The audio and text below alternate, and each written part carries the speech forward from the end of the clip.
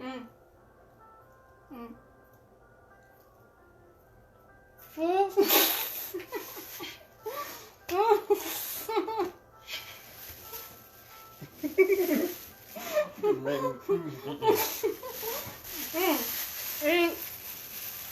Alright, no more for me.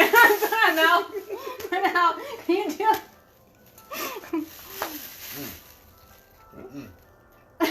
One more. Go on. No more, you're good.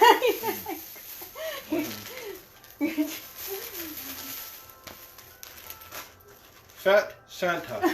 Fat Santa. Fat Santa. Okay. Alright. Alright, you want to know what you won? What? Yeah, More marshmallows. no. Well, there you go. What's the reward? Oh, Lord. Ancestors want some marshmallow. I guess so. I guess you had to give it. I guess you had to give it to the ancestors now. Pretty much. What's the reward for good work?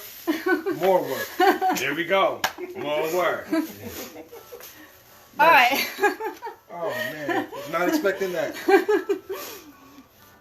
yeah. All right. So the first subject we're going to talk about is Christmas practices. So where did Christmas practices come from? I know we know where the Christmas practices came from according to religious concepts and according to nowadays and all that kind of stuff. But where in the history of wine did it really come from? Can we talk about some history and stuff? Well, let's look at more of a principle-based way of looking at it. What's the principle that's being expounded upon when we're really talking about Christmas, Christ's Mass? So basically, we already know Christ is anointing coming from the Greek Christos. And then you have a Mass, like you're massing together, or a service, a worship service. Mm-hmm. So literally it is a worship. What time of year is it? It's during the equinox. So it's the darkest part of the year. It's the part of the year where, it looks like all hope is lost, right? But really, so, early peoples probably needed a time to congregate, get together, and understand, okay, we're still alive, we're here, and we have love for one another. Here's the gifts to show appreciation for one another. Here is a time where we can come together and draw strength from one another. So at the darkest time of the year, literally the darkest time of the year. Does it mean that there's less hours in a day? Is that what it means?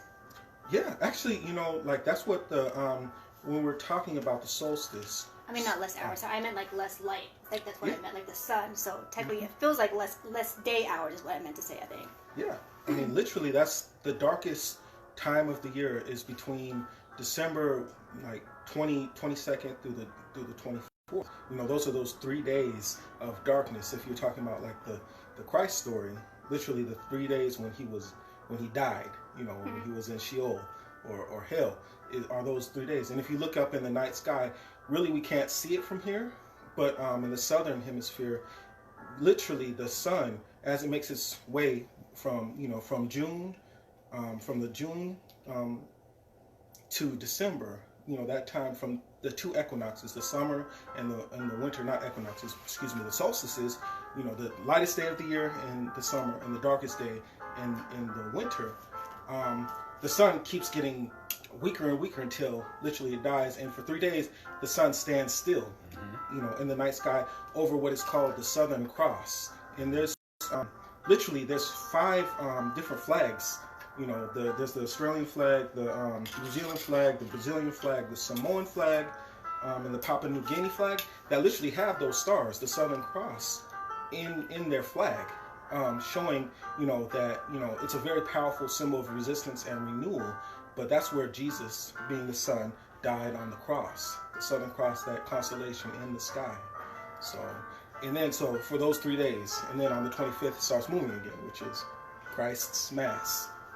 So again, we're coming back to that idea of, victory, of overcoming, of new beginnings, because we've gone through the darkest part, literally the darkest hours of the year, or the shortest daylight time of the year, and we're going, and then another 3 months, pass, we actually come up on spring, which is the equinox. So in about March 24th, somewhere around there. Mm-hmm. Yeah, you actually have the equinox. And so for those who don't know exactly what a solstice and an equinox are, the solstice, there's two. There's the spring and the summer. There's the summer and the winter.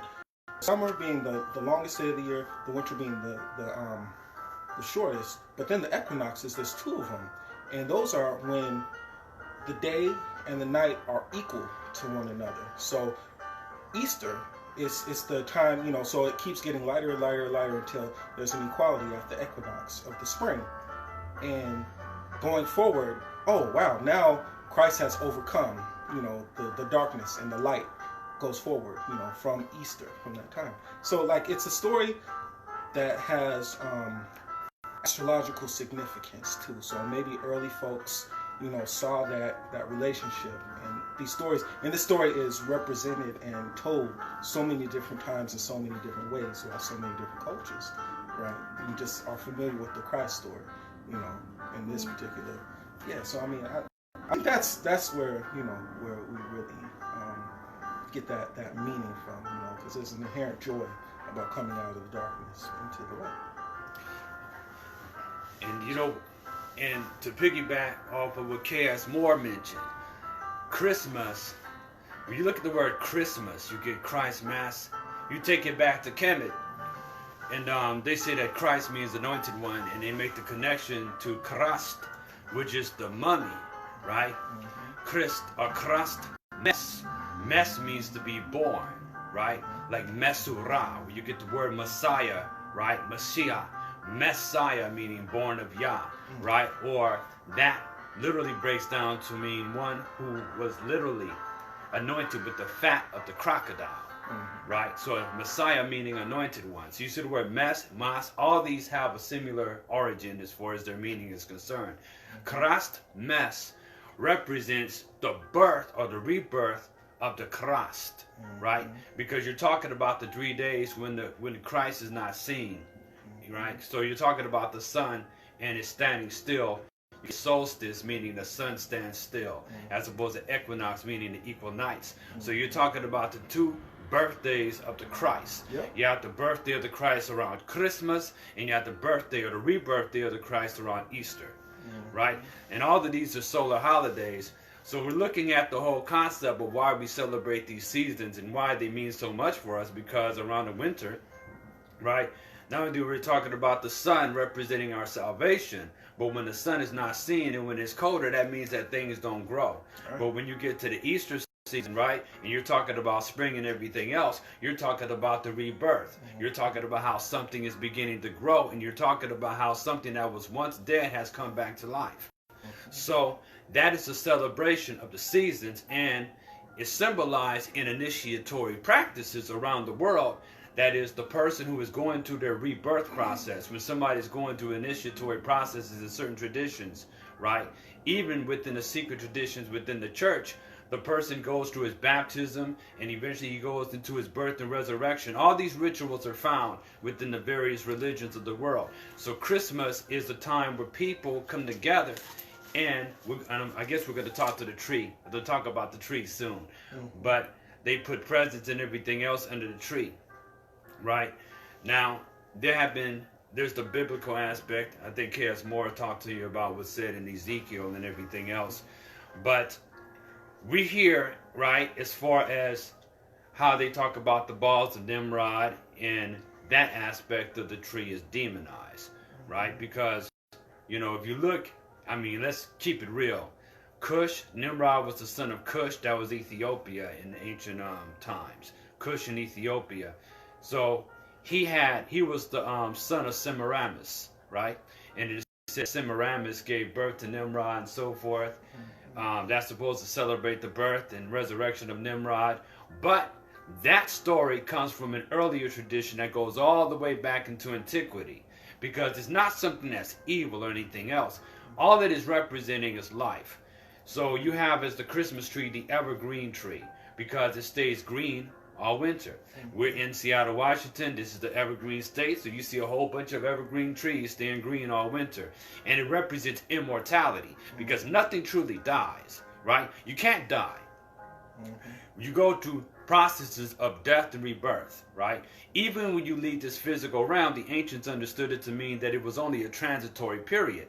So the tree represents that everlasting life in which each and every one of us possess. I'm gonna pass the mic. Man, you got it. I mean, that's literally like skull is another word for skill, you know? So, I mean, when you see Nimrod decorating that evergreen tree with skulls, with the skulls of the fallen, you're literally saying that's an honoring of those who you battled as well. Those are, you know, memento mori. Remember, one day you will die. Literally, you know, like Or transform. Or transform. Yeah, that's you know, it's still, you know, dia. Dia is a type of light, you know, if you will, you know, like diadem, or you know, at the top of a Christmas tree, you got that star, you know, that 5-point star, you know. So arm, leg, arm, head. Right. So I mean, it's all very symbolic of, again, you know, death and rebirth. You know, skulls on an evergreen tree. You know, certain people might have been buried underneath an evergreen tree in the north, since we're in the northwest. You know, in the northwest corner. You know. So.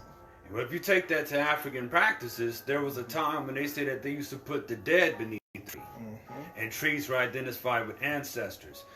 So the idea of leaving offering beneath the tree is an indigenous practice found in many ancient cultures, and you can find this in ancient African tradition as well. That's why I tell people to be careful what you're demonizing, because just because the church is against it, it doesn't mean that your ancestors didn't have a similar thing going on. Leaving offerings under the tree was a way to appease the nature spirits as well as connecting with the earth itself. So when you leave a present under a tree, originally you would leave offerings like food, or you leave other things in which they said that the nature spirits would eat these things, right? And you're also paying homage to the gift of life, because it's always in exchange. So we know that the earth, it deals with rotation, but it also deals with the ability to grow things, and underneath every tree are roots. So when you have a forest, you have a network. They act like neurons. So trees communicate with other trees. Trees are the oldest gods on the planet. Before anything else was worshipped, trees were worshipped. And they're still being paid homage to today. If you look in ancient traditions, let's say you look in ancient Kemet and you look at Het Haru, one of the forms is a tree. A sar is connected to a tree, right? The backbone of a sar represents the pillar, the sacred backbone, which aligns your chakras. That represents a tree. Within your body, your nervous system, by the ancient ones, was seen as the tree of life. Right. So each and every one of us, we carry within us the tree of life. So when we are rejuvenated, when we are resurrected, we become the tree of life. Right. And we can shine forever, right? Hence you have the star on top of the tree. Now that can represent consciousness. Some say it can represent Sirius. Some say it represents the North Star. But the stars were used as our way of navigation. The ancestors used to see to the stars to help them navigate, as well as to understand the time of year it was, which is very important. So therefore the tree not only connects us to the heavens, but it also gives us knowledge of what's happening in the heaven, because the tree is connecting us to the earth, but on top of the tree is the star, showing that there's a connection between heaven and earth. As above, so below. As above, so below. Yeah, most certainly. And in Jeremiah 10-5, I'm gonna just read it off real quick, because it talks about, some people will, you know, be like, well, why are Christians dealing with, you know, evergreen trees inside their house, when this particular verse says, you know, not supposed to be like the Gentiles. But thus saith the Lord, do not learn the way of the Gentiles, do not be dismayed by the signs of heaven. We're talking about divination right there. For the Gentiles are dismayed at them, looking at the stars and understanding what's going on up there, as above, so below, right? For the customs of the peoples are futile, for one cuts a tree from the forest, the work of the hands of the workmen with the axe. So, who has an axe? Okay, they decorate it with silver and gold. Silver and gold. We're dealing with the sun and the moon, right? We're dealing with paying homage to those forces, the nature, the nature, right? Yeah. They fasten it with nails and hammers so that they will not topple. They are upright like a palm palm tree sounds familiar as well. Correct. Maybe the good brother can talk a little bit about that. They cannot speak; they must be carried because they cannot go by themselves. Do not be afraid of them, for they cannot do evil, nor can they do any good. So That's real talk, you know. And the palm tree is sacred in Kemet, you know, like the palm dates. Those are sacred, right? In Islam, the date is seen as a sacred fruit in which you utilize when it's time for a fast. You eat the date to break your fast, right? And it was a favorite food of the Prophet Muhammad according to Islam, right? And you know, of course, you know, Muslims are not going to say, oh, they're not going to tolerate you saying, oh, we worship trees. So we're going to avoid saying they worship the tree, but it was respected in Islam, right? And then we look at Christianity. We see that even though, you know, they say that it's forbidden to have the tree, we talk about one being able to tell the fruit of a tree, the tree by its fruit, right? As well as we're seeing in the Garden of Eden, they talk about the tree of knowledge, good and evil, and the tree of everlasting life. So once again, you see where trees played a special role in the beginning, in the genesis of the genes of Isis creation story, right? And then you go to West Africa. You go to the Yoruba tradition where you see that the palm tree is sacred. Like, for instance, the Opwe tree, right? And the Iroko tree. These are sacred palm trees. And it said that these trees connected one between heaven and earth. They connected to the ancestors. And they also connected to heaven, where it talks about Osamari, who is the rainbow serpent, connect with the tree. Or when Obatala came from heaven to earth, Obatala had a chain, which sometimes they say is connected with DNA or the DNA structure, and which he connected to the tree, which rooted us or rooted creation into the earth.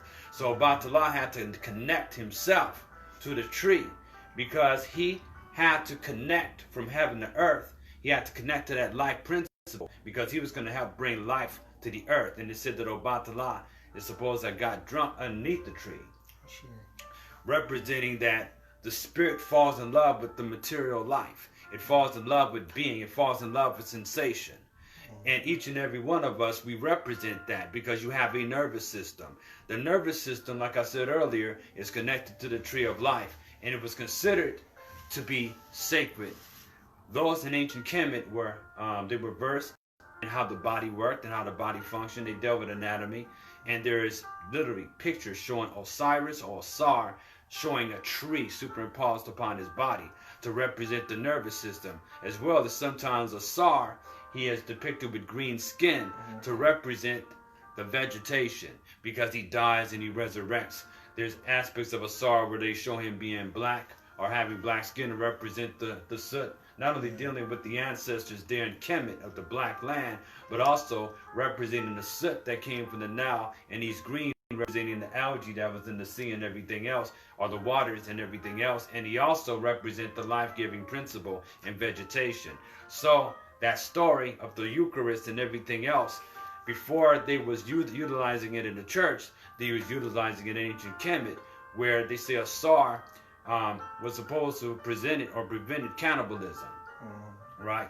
So instead of them eating an actual person, because it was believed by some groups that if you eat something, an animal or a person, you get their power. Asar said, well, what can happen is that if you eat these cakes and you drink this wine, you go through the ritual of basically bringing me into yourself. That is, each and every one of us who would have the Eucharist would eat vegetation, which is the body of Asar made in the form of a cake. You see? So you could be Christ-like. So that goes on to the next subject. We're going to move on to the next subject of what it really means to be Christ-like. And this is a popular thing that's been going around the internet is Christ consciousness. So since we're talking about Christmas, and since you just brought up Al-Sar and Obatala, that actually ties into the next subject of what does it really mean to be Christ-like. So I want to touch base on the concept of how Christ touched and healed people with his hands. We could tie that to concept of energy work, stuff like that. I also, for my personal understanding, I believe that being Christ-like is to have the ability to ascend beyond this illusion of duality or this illusion of division and misunderstanding, which is the realm that we live in now. To be Christ-like is to ascend beyond it. So do you guys want to mention any of your current understandings of what it really means to be Christ-like, or where the concept of, what did I just say, the popular lingo that people are using these days of Christ consciousness and where that really came from and what it actually really means. Okay. Well, let's look at the biblical standpoint then, because the Bible itself is a very coded book, right? And believers, what they do by believing, they keep the codes in existence so that people continue to have access to them. But it doesn't necessarily mean that they have the discernment to really understand the coded language in these texts, right? So let's get that out the way. Now, Christ, what does it mean to be Christ-like? Well, he also gave 2 commandments. He is saying, love the Lord with all your heart, with all your soul. And then he also said, love your neighbor as your brother, right? So he came up with this idea of love, right? But how do you attain that? What is it that connects you with everything? There is the belief in esoteric schools of wisdom. If you can break this symbolism down, then you'll have a good understanding of what it means to be anointed, because Christ consciousness has to do with an internal or an inner anointing. And it deals with this gland right here that they call the pineal gland, right? Also labeled or called the third eye. And there is an inner anointing as far as being able to raise your inner fire, right? And raise your kundalini, which is called the serpentine fire, and being able to get to charge this area up, to ignite this area right here. And it is said that those who are able to awaken this area or this center are able to have mystic vision, and that is see beyond and be literally downloaded with various forms of intelligence from the universe, because the universe itself is constantly giving us signals. So you become more receptive to them. To be Christ conscious is to have that Christ awareness, but it's connected with unifying force. And this is where love is the unifying force. Not in the sense that they keep on displaying it on, oh, I love you, and therefore, we're gonna get, the type of love they're talking about is not the love that is talking about in that concept, but the love that's hidden in the word evolve. Right. So the Kemetic tradition, they talk about mur meaning love, marut, where I believe the word amor comes from. But mur also was a plow in which the land was cultivated in ancient Kemet. Kemet was also called Ta-Meri, right? Yeah. Because it meant the cultivated land, or the land of love. Because to love something is to cultivate something according to Kemetic tradition. They actually put the concept of love into perspective here. So when you love something, you're working on it, you're cultivating it until it gets better and better and better, right? When you love the forest, when you love trees, when you love plants, well, they grow. When you have a relationship and when 2 people actually love each other, they grow together, right? So the concept of Christ consciousness has to do with bringing a message of love, right? Where before in the Old Testament it talks about Moses bringing the law, but the law was impersonal. It dealt with a set of rules. So a lot of times when people come into a religion, the first thing to discover is the rules. Kind of like when the first thing you learn in the language is the curse words. So, the first thing that they come across is these rules, because they have to learn how to conduct themselves accordingly, right? So that they can get the teachings and get the higher wisdom of that tradition. And you'll find this in all religions, really. But then you have this New Testament that talks about love, because it goes beyond the impersonal law, right? So they're not talking about sacrificing animals anymore like they were in the Old Testament, because now Christ is the sacrifice. But Christ also was the lamb, but the lamb represents the purity. Once again, you have the birth, you have the death, and you have the resurrection, because then it gets into the solar mysteries in which the king had lived through, the pharaoh had lived through, and all the kings of the ancient world. They went through rituals of where they went to birth, right, life, death, and resurrection. These were in their rituals because they're supposed to mimic that which is in heaven.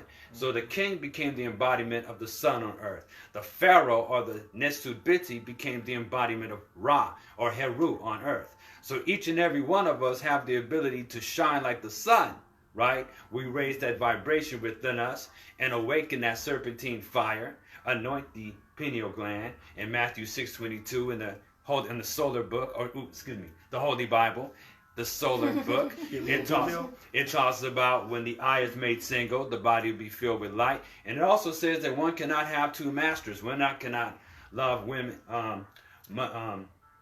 I'm looking for the anyway. Yeah. Anyway, you cannot be righteous and at the same time be lusty at the same time. That's what it's saying. In other words, you have to integrate those two aspects of yourself, right? You have your higher self, you have your lower self, you have your left brain, you have your right brain, making the I single, which is found in the King James Version, because the Gideon Bible, they messed with it, and the New World Translation, they messed with it, they fucked it up. It doesn't really say the same thing. The King James Bible stayed true to it, talking about the I single.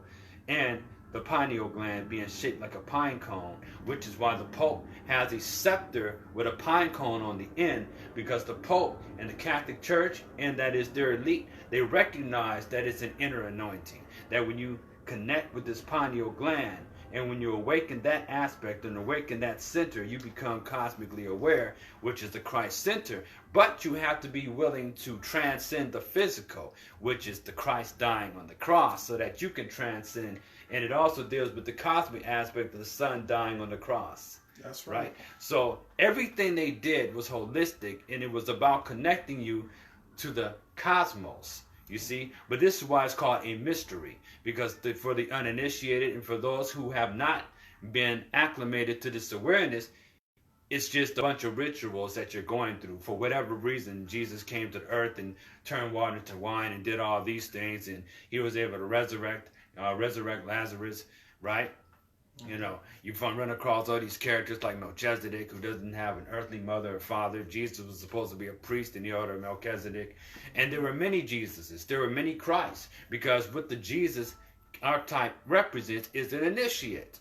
A person who was solarized so they can become a living, walking shrine of the Most High in physical form. I am powerful when I am anointed. Jesus Christos. Ashe. And then if you look at the structure of the the Bible, you literally have, like the good brother was speaking about, you have the Old Testament, which is your left brain, and you have the New Testament, which is your right brain. The corpus callosum, and it's interesting if you ever look at the Gideon Bible, since you was talking about it, they'll have a New Testament, but then they'll also include the Psalms and the Proverbs for a very specific reason, because that's the corpus callosum. What are you dealing with in Psalms? You're dealing with songs, literally, and also spells. But, we ain't going to get into that. And then Proverbs, which is the wisdom, So you literally have to have, if you're going to access both, you have to have that creativity piece, and you have to have the wisdom, faculty as well. And when we're talking about that pineal gland, we're also talking about that whole complex, the pituitary gland. You're dealing with the center of your brain, as it were. And then, utilizing that Kundalini energy to bring it up. Because really, the promise of the Christ, or Christ consciousness, is an ending. It's if you look at Revelations, you're really looking at the end of what we know as humanity. It's a promise of a new thing. You're looking at something that's light. This light is either, he came with a sword, as it were. So really it's dealing with, the cleansing of an old way of being. And we're kind of getting a taste of it with this, with this year. Yes. Honestly, it's about evolution, that love, evolve. When we're talking about love is the highest elevation of understanding. Yes. Right? If you go under what is standing, usually what you find is a seed. So that is the promise or the seed of a new being, right? We all carry that seed.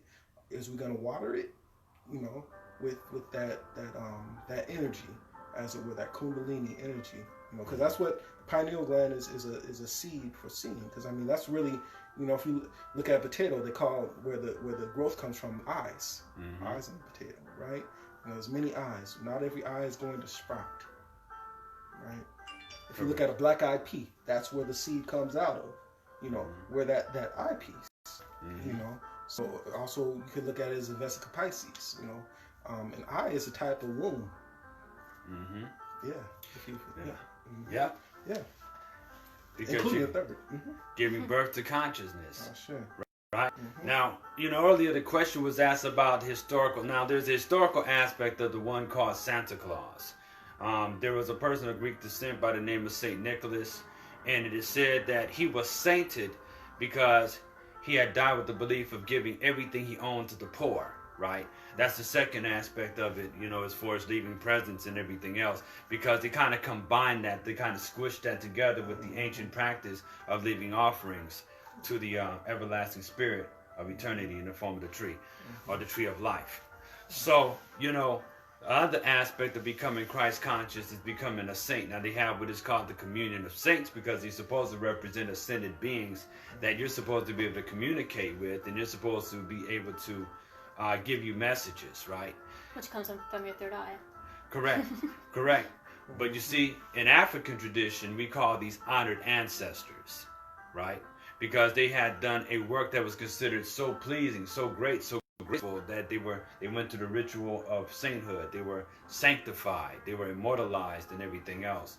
So if you look at some of West African deities and Kemetic deities, like for instance Imhotep, they say that he was a historical person, but because of all the great works that he had done on earth, right, he was a multidisciplinarian. It says that he was the advisor and vizier of King Zozar. He was a poet.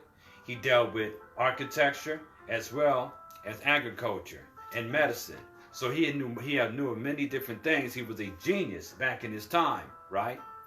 And when he passed away, he was made an honored ancestor, and they now consider him a netter, right?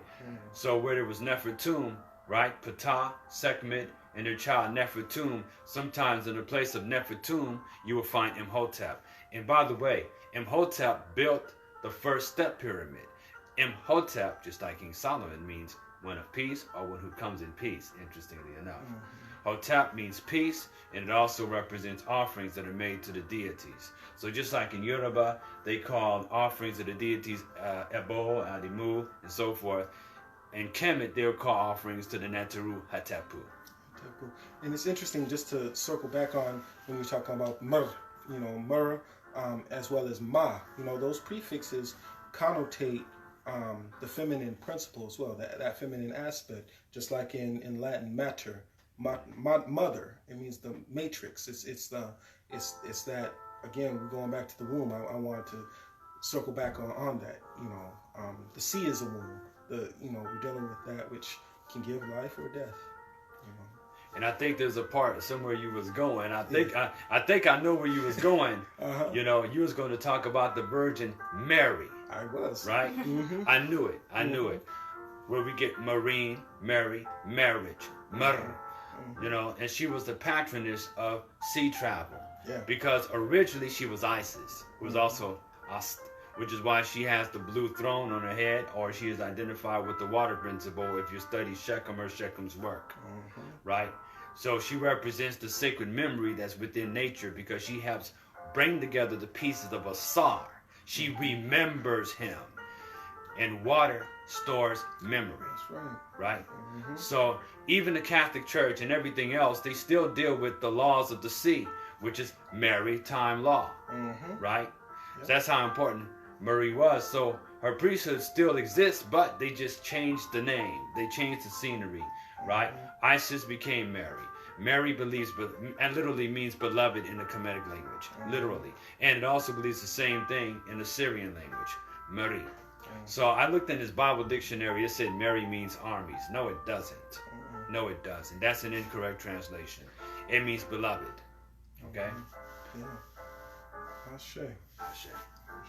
So before we move on to the next subject, since we are talking about our third eye, I would like to just mention that our third eye is basically our intuition, to simplify it, which is basically the concept of ascending, because we're learning to listen to our intuition, which is the voice of God. So when we open our third eye, it's basically the ability to transcend beyond our human needs and wants that want to resist the voice that is in our third eye, which is our intuition, which is a voice of God. So the point of ascension is to be able to shed those habits of saying no when we need to say no, saying yes when we should say yes, and getting away from fear, getting away from blockages that is basically caused by our physical body, so we could be in touch with our non-physical body, which talks to us through our third eye. So let's move on to the next subject, since we're talking about our third eye, because that does happen to be ascension. So let's talk about our personal experience going through our personal ascension life. So I know everybody, like, well, everybody ascends. Not really. I feel like there's a difference between doing it on accident and actually really making it a life goal to really try to ascend beyond this physical realm. To have a higher understanding of why you're here, to have a higher understanding of not just why we're physically here, but our purpose, and to be able to ascend to a higher understanding of our existence and this existence in general, and to purposely really put a lot of effort into trying to follow our spiritual path and why we came here, and to be able to be one with Source. You know, when you look at the word transcend, it means literally to end the trance. Yeah. Right? That's real. So that means you're no longer caught up in the trance of living in the physical realm where you're pulled because you're being controlled by your glands and your hormones and the peer pressures of society. Right? And then you look at the idea of the consciousness in which deals with expansion. It's an expansion of awareness, right? Like, for instance, those who have out-of-body experiences, sometimes they report an expansion, a feeling of having expanded. We look at the word mother, once again, we look at love and cultivation, but if you go back to West African tradition, they talk about Ife. Ife means two things. It means love, it also means wideness, right? And that's implying expansion. So when you meet groups of people, it's talking about expansion, because it's not so much of a self-centered, individualistic, egoic thing, right? But it's getting beyond the physical boundaries that makes everything appear to be separate. Remember, there's the such thing as chemical bonds. So even chemicals experience love. Subatomic particles experience love. That's why they're attracted to each other. You see? But when we understand that concept of attraction and repulsion, both are needed, because the repulsion allows you to have the individuality so that you can experience and give meaning to this particular experience. Eventually, you know, you go to the Old Testament of life, then you go to the New Testament of life. First, you have to learn about the laws of nature, and then you experience the love of God. And that's exactly, you know, like having the eyes to see and ears to hear. I mean, I think that's what personally, you know, is just being able to see more clearly, but to look through, you know, a glass, you know, a little more lighter than it was before. So, I mean, when we're looking at, you know, how do we have better ears to hear, you know, eyes to see, you know, we're really dealing with the idea of, okay, there's so many symbols, there's signs and symbols that you know, that we're dealing with, you know, in this particular matrix. So, I mean, even like a stop sign, you know, you go, I'm looking over there, there's a stop sign. So, I mean, what are you dealing with? You're dealing with a trifold. So it's the color red. Red is the slowest waveform, you know, in the color spectrum. So it's telling you to stop your source, to slow down, to be still. You know, you have an 8-sided, you know, hexagonal, you know, situation that you're dealing with. A hex, literally telling you to stop, because that's, you know, in magic, that's a form of holding or containing. It's a containment, you know. So you have your angles. That's another, you know, you're dealing with geometry, so you have a geometric symbol that you're dealing with. You have that white border around, you know, that's telling you as well. It's a containment right there. And you have an ideogram, you have a sign symbol, STOP. So literally, you know, the whole society and world that we're dealing with, that we're born into, has these symbolic controls that are all around us, and being able to supersede a lot of these, because I mean, that's just a physical example that everyone can see at any given point, you know, at the stop sign. But I mean, if we're really dealing with, you know, ascension, it's being able to, again, love is the highest elevation of understanding. Not any of this, just realize and understand what's going on, and how, okay, I see a pothole in this, you know, I'm not mad at that hole, I'm not going to keep stepping it, I'm just going to walk around it, or maybe I'll jump over it, you know, maybe I'll do a backflip over it. You know, once you know it's there, you can do all kinds of stuff. Right. Do you guys have any personal experiences? Can you guys say what has it really been like to focus your life on ascending, living in this world? Yes, actually, when I first really started taking the path of being liberated, spiritually serious, I studied, this was well over 20 years ago. I had studied Islam and everything else, and I ran across the teachings of Sufism, that talked about oneness with Allah and so forth.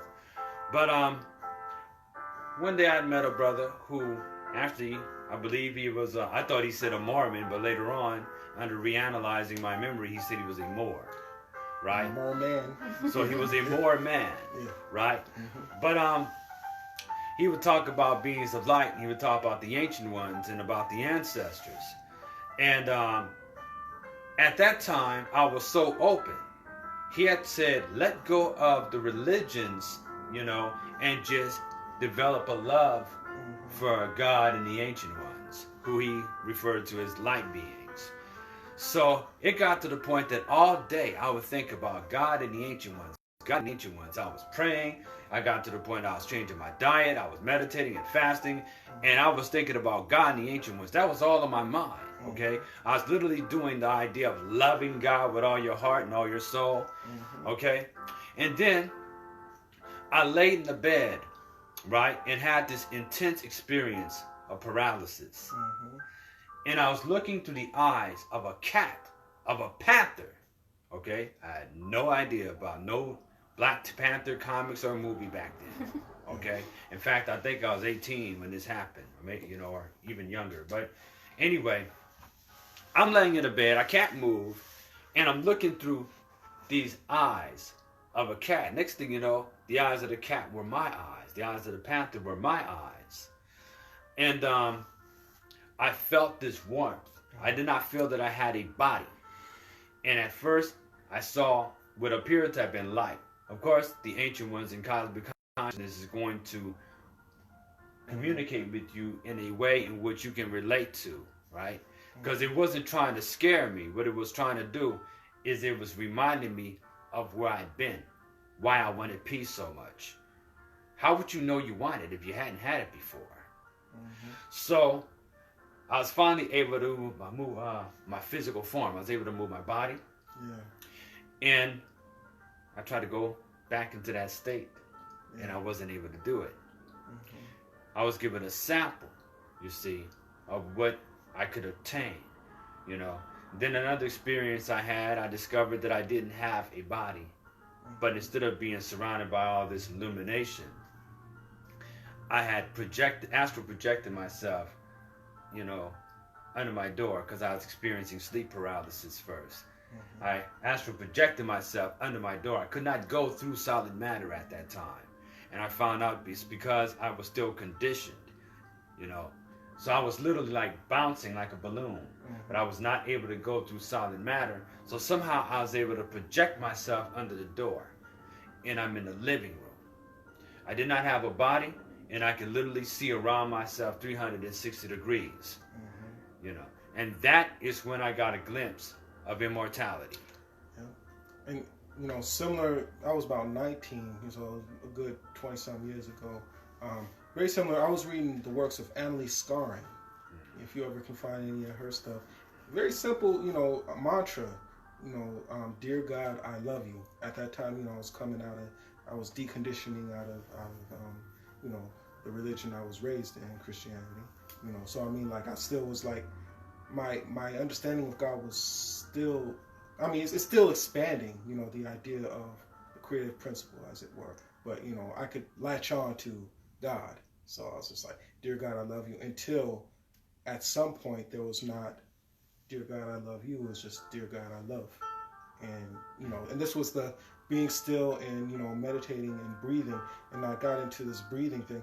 Dear God, I love you. Dear God. It was, and then it got more and more intense, and I felt like an electricity going through my body.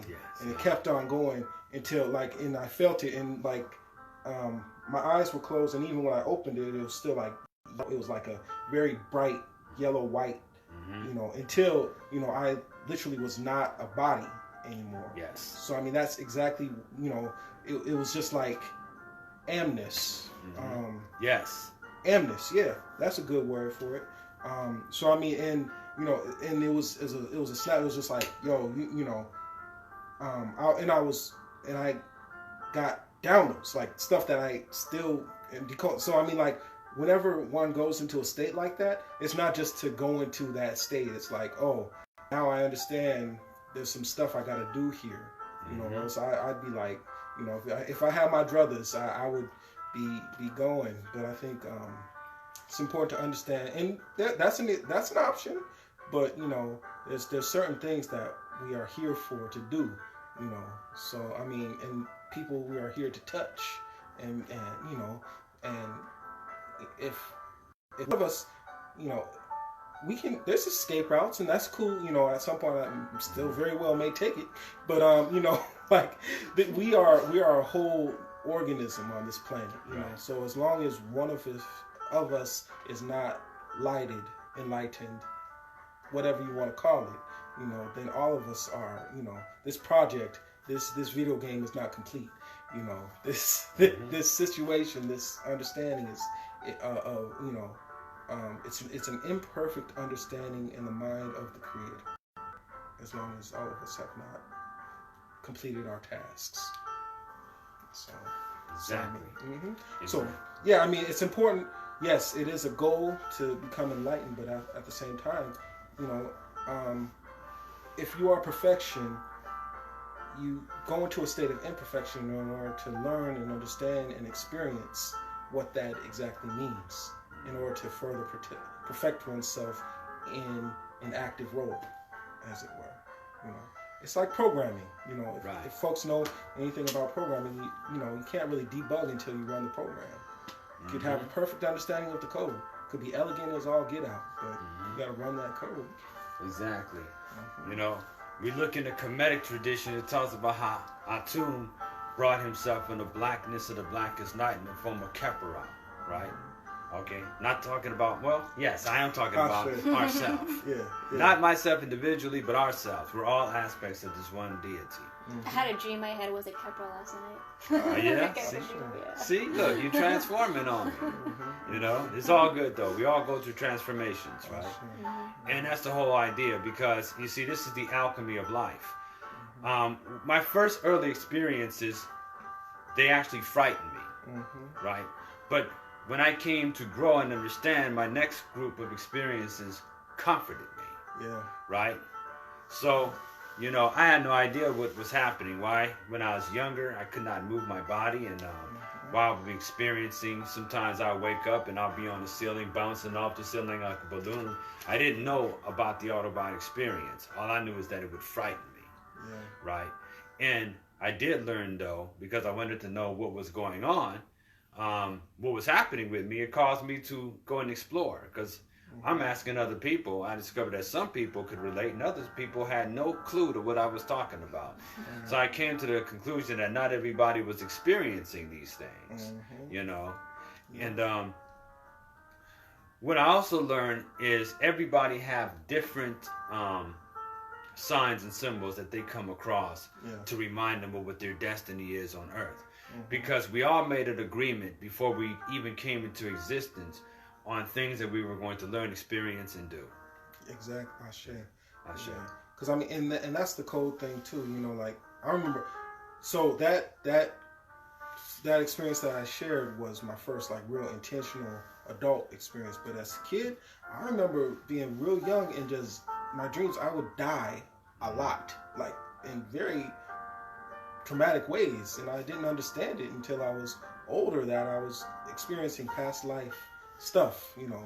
There was some past life regression that was happening. It's like, now, but I mean, like there's a lot to understand when one works with your shadow, if you come to an understanding and not a fear of it, because those are the poles, understanding and fear, as it were, So I mean, if you understand something, you usually no longer fear it. Yeah.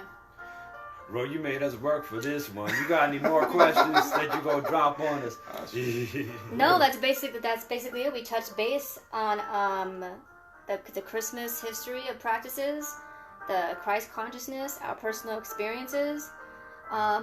Before we go, do you have any last words, or do you guys have any businesses you want to share, or anything else that you want? And if anything we did not touch bases on that you feel like we should talk about in regards to it being the holidays, and it's about to be New Year's here pretty soon.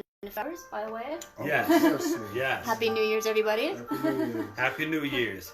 So once again, you were talking about a birth of consciousness. Now there's a whole subject about how they mess with the calendar. I was gonna say that You know, that this is not actually the real New Year's that's coming up. There's Correct. a different New Year's. Correct. But since, for now, until, we're going to talk about that. Eventually, I would love to come back on and really talk about the calendar, and specifically talk about how they changed the calendar and how they used it to control everybody. How we went from a 9-day calendar to a 7-day calendar, right? So I want to talk, economics. How economics were basically utilized to take us away from our destiny as opposed to our purpose, in which we're dealing with a triple calendar, where you can learn what your purpose is, as opposed to the civic calendar, which is used for basically agriculture, which is not a bad thing, right? Mm-hmm. And growing crops, but also working. So, the whole idea of taking you and putting you in a time space. Mm-hmm. If they control your time, they control your space, Mm-hmm. right? So that's another subject that I like to build on. But also, I'm also a diviner. I'm a priest in African traditions, ranging from both the Yoruba and the Kemetic traditions. So I do divination.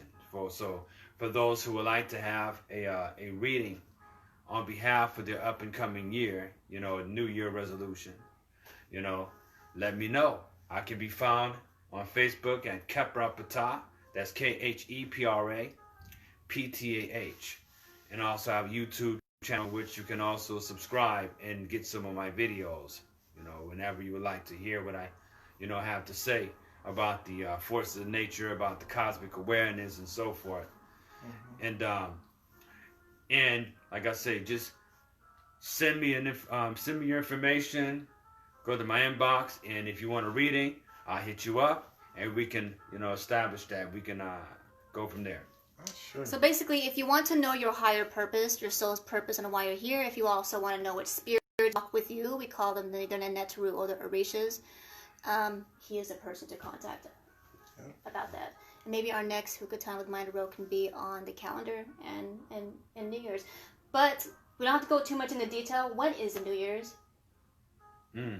It's the spring. It depends on, because we have a solar and a lunar calendar as well as a civic calendar, right? Mm-hmm. So, it just depends. If you could, and, like Brother said, if you control people's time, you control their space. That's Mother Earth and Father Time, right? And then also, if you control a person's time, you control their mind. Right.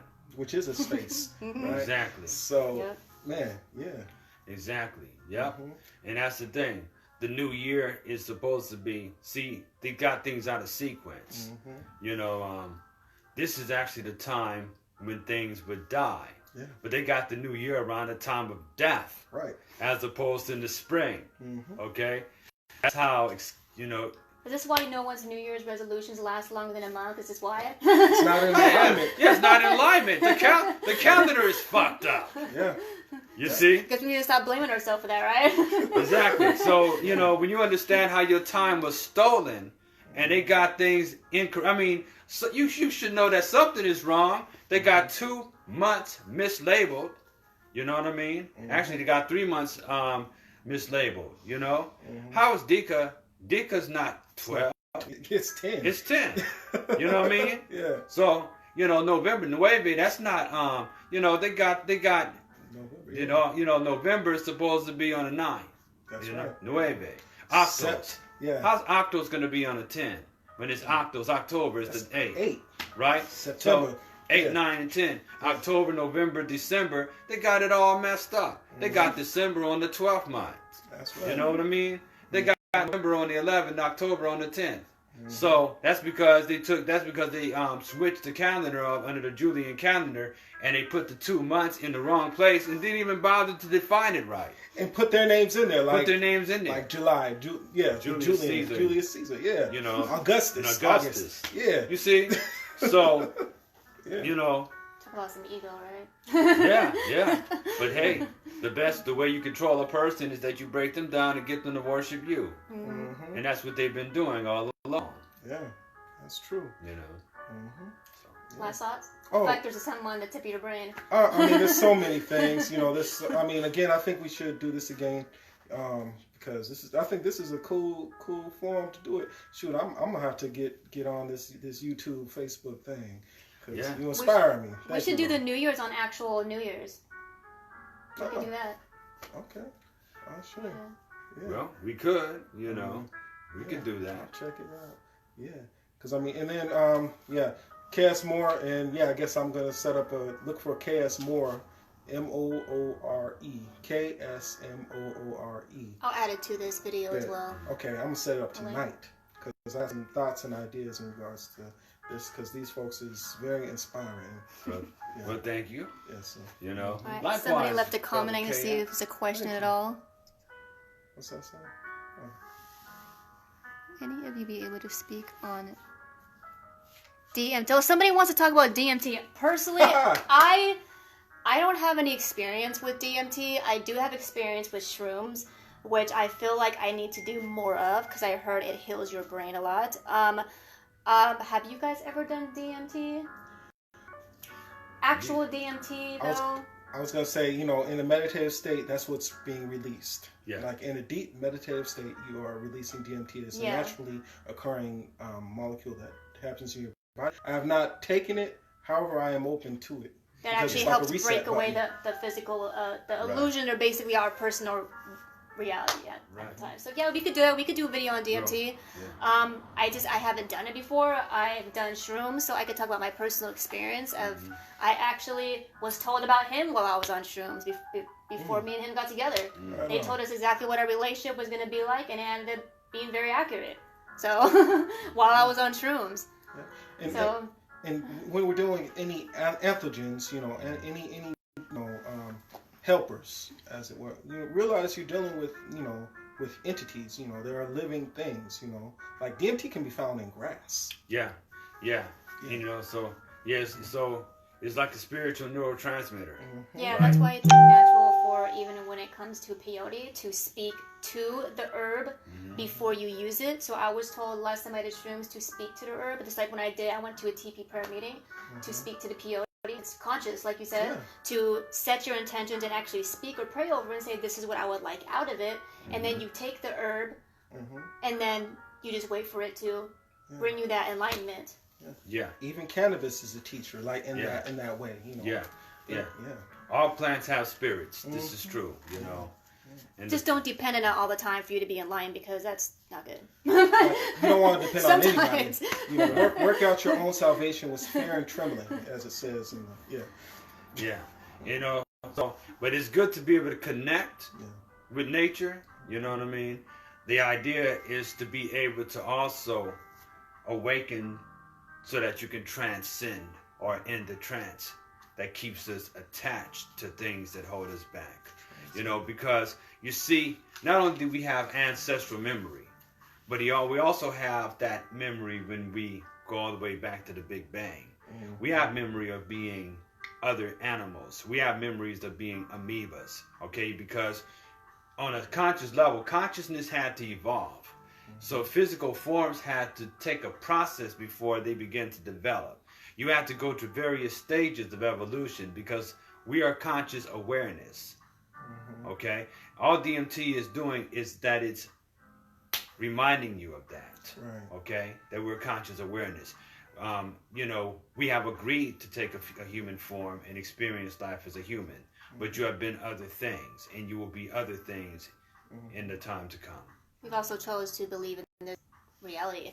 Every single person I've ever spoken to or have heard from who's done DMT, who's done shrooms, acid, peyote, or was it ayahuasca? I think it's called ayahuasca. Yeah. Every single person that I've heard from who's done it has always said that they've never viewed life or the universe or their soul the same way since then.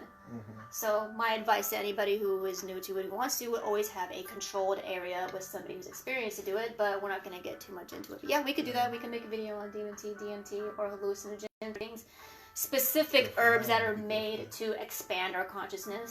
Yeah, we could do that. That sounds good. Mm-hmm. Cool. But I don't want to have the video go too long because if it goes too long, people get bored. So we're gonna end it right there. Our next one, I have no idea what it's going to be on. I know the next video is not going to be specifically Hookah Time with Mind of Ro. The next video I'm gonna make is going to be just a Mind of Ro video. My last video I just made prior to this one was about my experience becoming psychic due to a traumatic brain injury. So if you like these kind of videos, go ahead and follow me on at Mind of Ro. Subscribe to my channel at Mind of Ro on YouTube.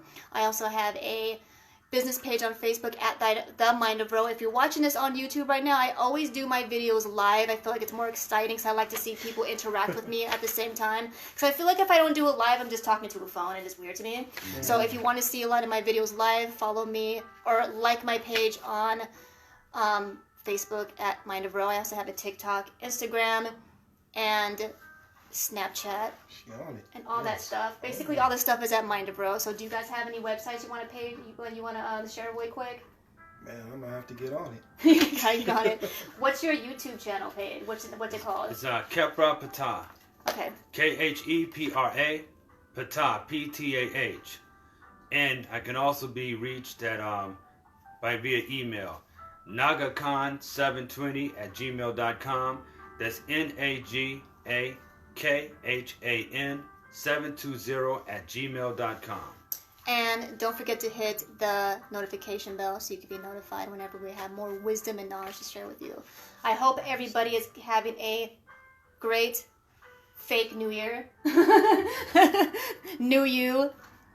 Hey, the always reminding the universe is mental. We agreed on this thing, so Yeah, we it is what it is. We did agree on the illusion, so we got to unagree with it, so everything will come back into place into whatever new illusion we would like it to be. So Hotep, Adabo, and Namaste. Peace.